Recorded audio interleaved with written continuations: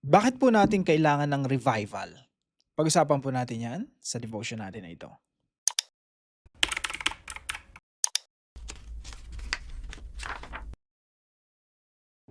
Magandang araw po sa bawat isa sa inyo. Welcome back to our 365 Daily Devotions Bible Characters Edition. And binabati ko rin po ng happy birthday si Ma'am Aurelia Asuncion. So happy birthday po sa inyo. Now yung topic po natin ay patungkol po kay Samuel. No? Continuation po ito. Patungkol po sa kanyang buhay. Now, na ito pong nakaraan, pinag-usapan po natin yung patungkol po kay Eli. So si Eli po merong dalawang anak na salbahe. No? At si Eli po hindi niya napalaki ng tama yung kanyang pamilya. At tinalakay po natin kahapon na yung bayan ng Israel ay nagkakaroon ng gera laban sa mga Philistines. At yung Ark of the Covenant kumbaga na-captured, nakuha ng mga Philistines. At si Eli po, dun sa story natin kahapon, namatay siya kasunod lang din nung pagkamatay nung kanyang dalawang anak na si Hophni and Phinehas. Now, ang pumalit po, kasi pinutol na ng Diyos yung lahi ni Eli eh. Ang pumalit po sa kanya ay walang iba kundi si Samuel. Now, sa panahon po ni Samuel, ang kalaban pa rin nila ay mga Philistines. Pero this time, binigyan ng katagumpayan ng Diyos si Samuel at yung bayan ng Israel laban sa mga Philistines. Now, sabi po rito sa 1 Samuel chapter 7 verse 3. And Samuel said to all the house of Israel, if you are returning to the Lord with all your heart, then put away the foreign gods and the Ashtaroth from among you, and direct your heart to the Lord, and serve Him only, and He will deliver you out of the hands of the Philistines. So ito po yung simula ng restoration na, no? Kasi nga, mayroon silang gera na yung bayan ng Israel against the Philistines. Now si Samuel, siya na yung judge, sabi niya, kayong mga Israelita, manumbalik na kayo sa Diyos, no? Kaya kayo laging pinapadala ng Diyos ng mga kalaban, ng mga kaaway at lagi kayong natatalo. Kasi nga, dinidisiplina kayo ng Diyos para manumbalik kayo sa Diyos. Yung mga Diyos-Diyosan nyo, sila Baal, sila, yung mga Ashtoreth. Takwil nyo na yung mga Diyos-Diyosan nyo, manumbalik na kayo sa tunay na Diyos. Kaya ito po yung mga katuruan natin ngayong araw. Number 1, God worked mightily through Samuel. Ito po yung mga ginawa ni Samuel. Number 1, Samuel led a return to God movement. Sa panahon po ni Samuel, again si Samuel po, siya na po yung last judge of Israel. Nung mga nakarang devotions po natin, tinalaki natin yung mga judges. Sila Othniel, Ehud, Gideon, Samson, downward spiral, pasama ng pasama. Tapos dito, yung judge sa panahon nung 1 Samuel, si Eli, nakita rin natin na ang sama ng pamilya niya, tapos pinutol na ng Diyos yung lahi ni Eli. At ang pinalit po si Samuel.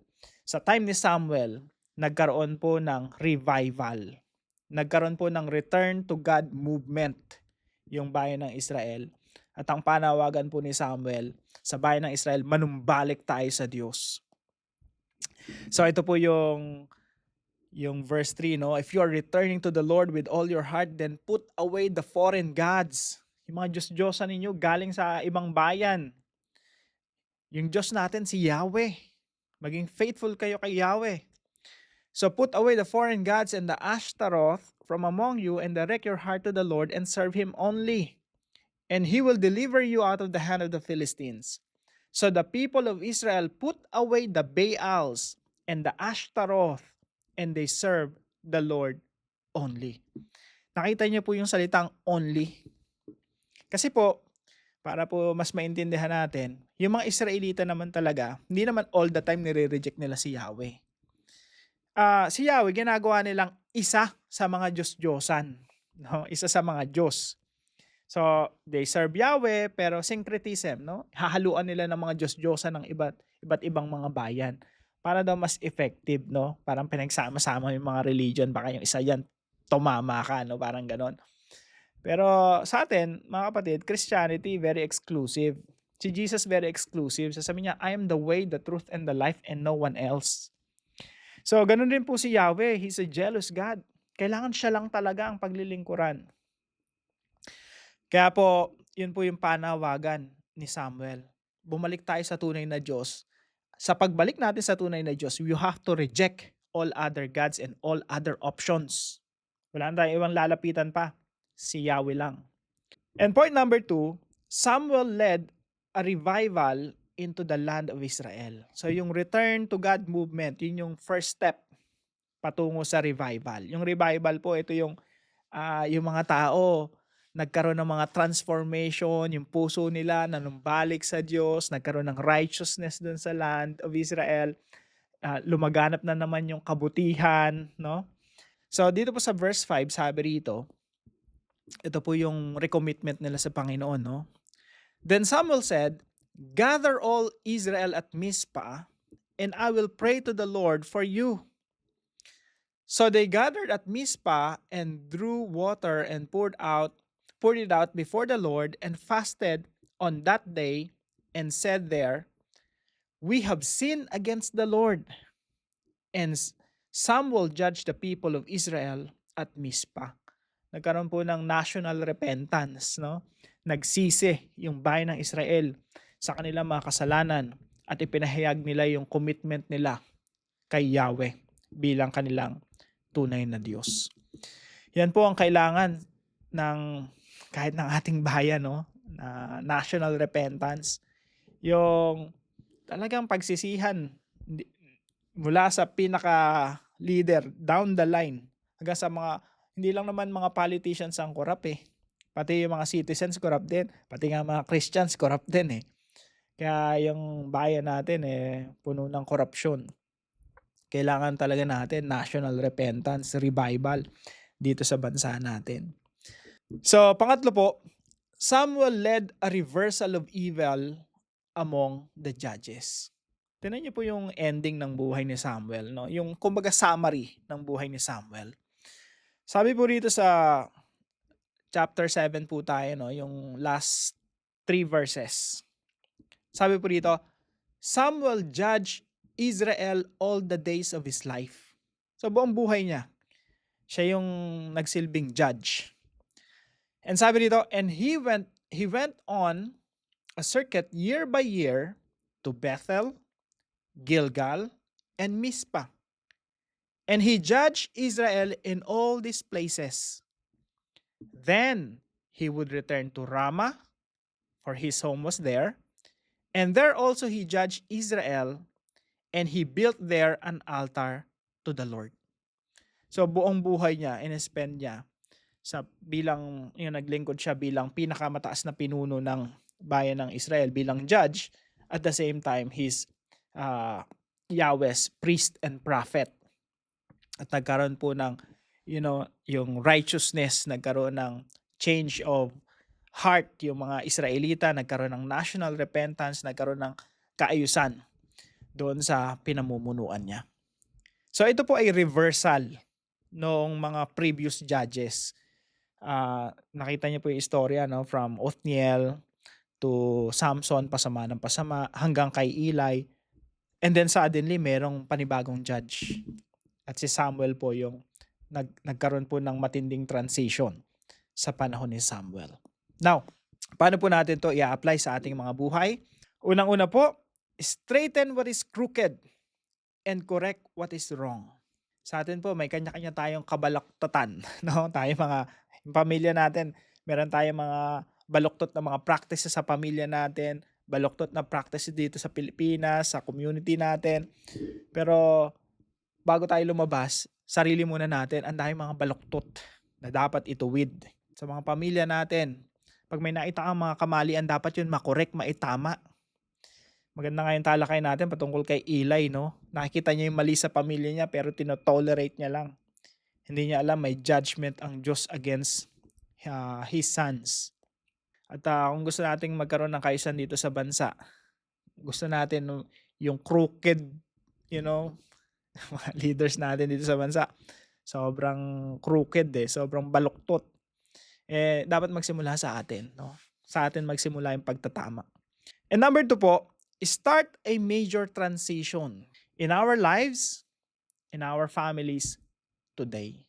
Kung tingin mo yung pamilya mo parang si Eli, no, patungo sa kapahamakan, start now, do something.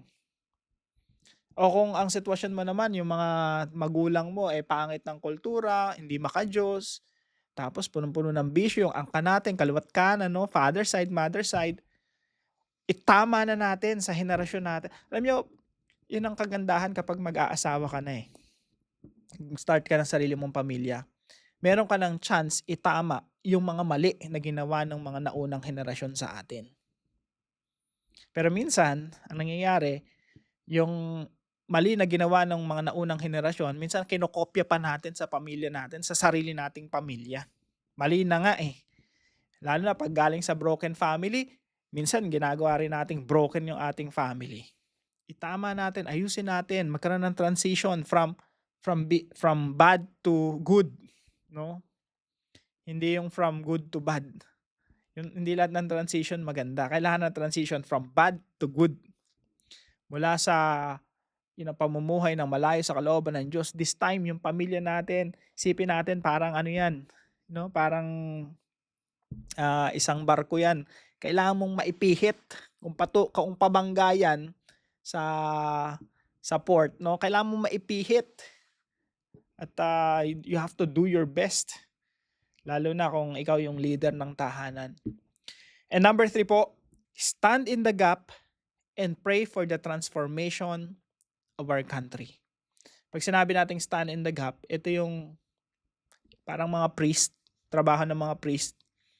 Ikaw yung humaharap sa Diyos on behalf of your people, on behalf of your country, on behalf of your family, on behalf of your friends, on behalf of your parents. You stand in the gap. You pray for them. You pray for our leaders. You pray for our president. Kahit ano pa kulay mo, no? Pro ka man o against. You pray for our president. You pray for our, legislative, executive, judiciary. You pray for our our mayor, mga councilors. You pray for business sector dito sa Pilipinas. So, lahat yan, according to the Bible, pinagpipray natin. At kapag bless sila ng Panginoon, binago sila ng Panginoon, kumilos ang Panginoon sa kanila, damay-damay rin po yung epekto niyan maging sa atin, no? Maging sa ating mga pamilya. Ako talaga naniniwala ako na may pag-asa dito sa bansa natin. At ang pag-asa natin ay si Kristo. Si Kristo. Habang pinapangaral natin yung ebanghelyo ng ating Panginoon Jesucristo, habang pinapangaral natin yung kaharian ng Diyos at maraming mga tao ang nababago, unti-unti ring mababago yung ating bansa. Hanggat hindi si Kristo ang naghahari sa puso natin, no? Kahit ano pang posisyon ng meron tayo, magiging korap lang din tayo. Pero pag si Kristo ang naghahari sa buhay natin at binigyan tayo ng kapangyarihan, gagamitin natin yan para sa kaluguran ng ating Panginoon. Actually, itong mga videos na ginagawa natin, pang race ng army, no, ng ating Panginoon Jesucristo. Na hopefully some of you will become leaders, lalo na mga anak natin na dinidisciple natin, maging leader ng ating bansa, no? Kahit ano pa yan, no? Kahit sa mga businesses, as long as merong influence, no, magkakaroon ng pagbabago dito sa ating bansa. At para po sa ating discussion, what can we do today to change the direction of our family? Para naman po sa ating dive deeper, pag-usapan po natin, ano ba yung pinapa-give up ni Samuel na mga Baal at Ashtaroth? Pag-usapan po natin yan sa dive deeper. Ano yung equivalent niyan sa time natin ngayon? Tayo po'y manalangin. Father God, thank you for working powerfully through Samuel to lead your people back to you and bring revival to the land. I see things in my life and family that are crooked and need correction. and I ask for your help to make them right. Give me courage to start real change today, even when it is difficult. Teach me to stand in the gap through prayer for my family and for our nation. Remove the idols in our hearts and turn us fully back to you. Use me as an instrument of transformation for your glory. In Jesus' name, Amen and Amen. Maraming salamat po kay Sister V. Tanaka na partner po natin, sumusuporta po dito sa ating daily devotions. Now, kung kayo po may natutunan, ipalam nyo lang po sa comment section right below this video. And please don't forget to share this devotion to your family and friends. See you po tomorrow 5 a.m. dito po sa ating daily devotions.